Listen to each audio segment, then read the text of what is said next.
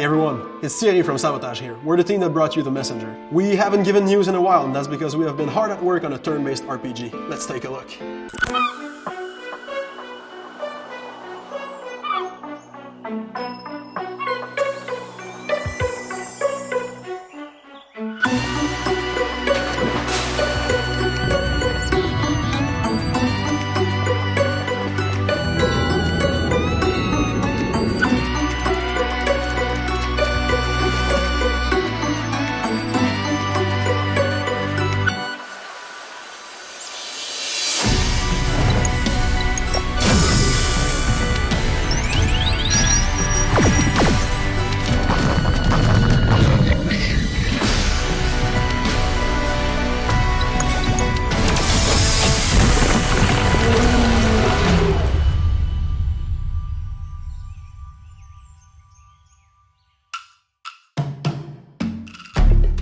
So welcome to our studio, based in cold Quebec City, Canada.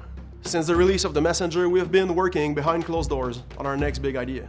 And then for the past few months, the whole team at Sabotage, all 16 people, have slowly ramped up to work on Sea of Stars, which is a turn-based RPG coming for PC and console. It's really thrilling for Sabotage to finally be doing its treatment on our favorite genre. Sea of Stars is a prequel story, taking place before there's been a huge flood, where many islands are waiting for you to explore, with much mysteries to unravel and endearing characters to meet. The world is stuck under the grip of the Fleshmancer, an evil alchemist who manipulates bone, blood, flesh, and soul alike. The only hope for this world are children of the Solstice, special beings born on either the summer or winter solstice who get the power of the sun or moon, honing their skills and then protecting the world as they combine their power to create Eclipse Magic. They are the only force that can fend off the Fleshmancer's creations. In this dual protagonist story, you will play the role of two such children of the Solstice. And for those of you who played our first game, you might have met them before. So as a general guideline for Sea of Stars when it comes to game design, we want to create an experience that is seamless and frictionless. And of course it starts with combat. So battle is initiated by entering physical contact with the enemies and doesn't take place on a separate battlefield. So without any loading or transition, you will both be fighting and navigating in the same area.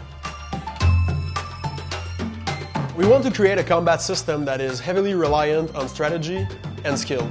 That's why we have a timed hits mechanic, which means that instead of just playing the combat through the menu, you need to actually pay attention to the animation. And if you time your inputs properly, you can increase the damage that you deal with every attack or special move, and so too when you're defending from enemies.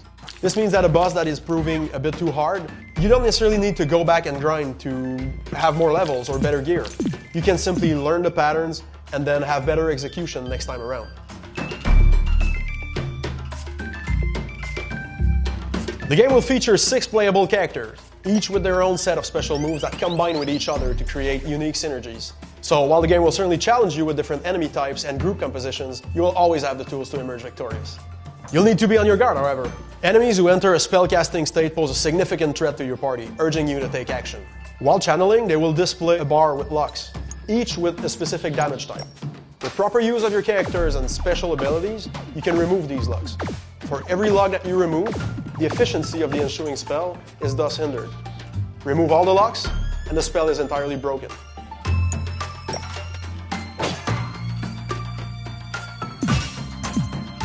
As a final ingredient, to make sure you have all the tools at your disposal in clutch situations, using regular attacks creates latent energy that you can then absorb in your characters to add a multiplier to the action of your choice. We just call it boosting. We want to create a world that is highly interactable and deeply engaging.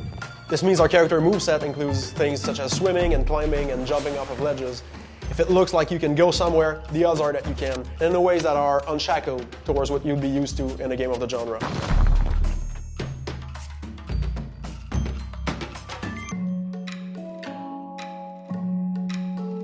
As you may have noticed in the trailer, we went pretty hard with the lighting system, which was mandatory to properly tell the story of the Moon Girl and the Sun Boy combining their powers. Our system is 100% rendered dynamically, which means that things like day and night cycles, weather effects, eclipses, or blood moons all happen in real time.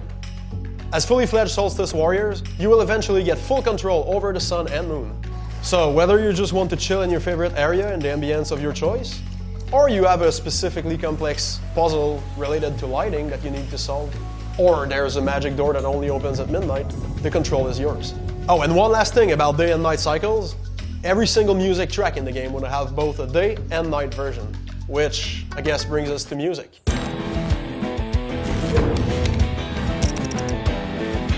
Yes, award-winning composer Eric W. Brown, also known as Rainbow Dragon Eyes, is back to rock your socks off yet again. This time around mixing his retro catchiness with modernized sound using instruments from all over the world. Eric even built his own recording studio at home. He's also playing with the Wise Audio engine this time around, meaning Sea of Stars is getting fully dynamically layered music and ambient effects. So whether you'll be exploring a snowy mountain at high noon, a damp cavern in the dead of night, or even a rainy jungle, everything will transition seamlessly, bringing us the RPG soundtrack we all deserve. So this is your first look at Sea of Stars. We hope you're as excited as we are. In closing, we want to thank all the friends we made since launching the Messenger, from press to industry folks to, of course, our amazing Discord community. Which, by the way, if you want us to keep you posted, feel free to come say hi. In the meantime, we humbly thank you for your support and hope you will join us in bringing Sea of Stars to life.